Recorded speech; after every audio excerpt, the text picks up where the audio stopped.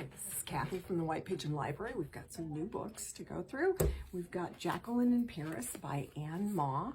She wrote Lost Vintage, so if you read that. Anyway, this is about Jacqueline Kennedy, and when she arrived in Paris right after the war, 1949, for her senior or junior year abroad.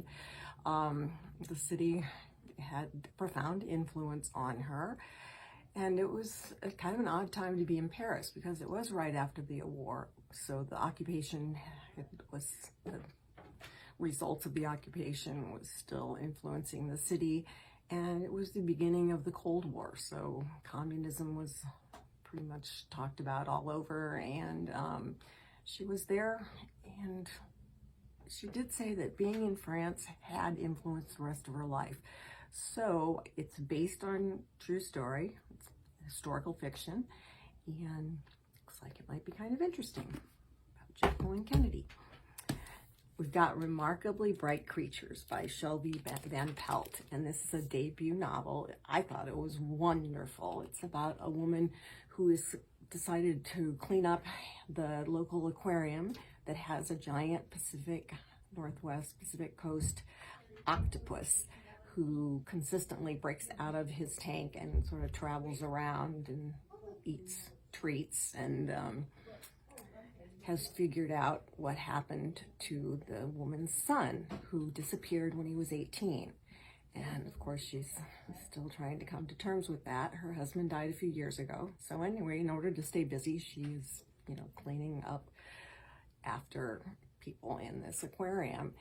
And other people become involved in the story, but mainly it's about she and the octopus and the relationship that they have. And it talks about how sort of smart octopuses may or may not be. Nobody really knows. It seems like they do some fairly bizarre things, and it's kind of confusing. But I thought it was beautiful. Talks a lot about the Pacific Northwest. If you're unfamiliar with that area, it tells you a lot about it, and it's beautifully written. Debut albums, they have to try harder to get published. This was lovely. We've got Matthew Perry, Friends, Lovers, and the Big Terrible Thing. It's his autobiography. He's written about his career, which started young, and he's from Canada. He was a tennis star in his teens. I didn't know that. And the overriding tragedy of his life was his struggle with addiction. And now he's sober and able to write about it from a perspective of sobriety. But it definitely had a huge influence over his life. And he talks about the people that he met along the way. So, autobiography, Matthew Perry. And then we've got Turn the Page, the Bob Seger story by Edward Sarkis Balian. And this is all the trivia you would ever want to know about the Bob Seger story. Why he wrote certain songs, who he wrote them about.